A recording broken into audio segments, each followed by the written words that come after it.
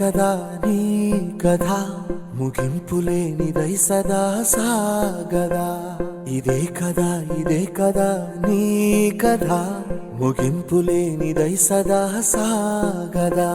నీ కంటి రెప్పలంచున మనస్సు నిండి పొంగిన ఓ నీటి బిందువే కదా నువ్వెతుకుతున్న సంపద ఒక్కొక్క జ్ఞాపకానికి 100 ఏళ్ల ఆయువుందిగా ఇంకెన్ని ముందు వేచెనో అవన్నీ వెతుకుతూ పదా మనుష్యులందు నీ కథ మహర్షిలాగా సాగదా మనుష్యులందు నీ కథ మహర్షిలాగా సాగదా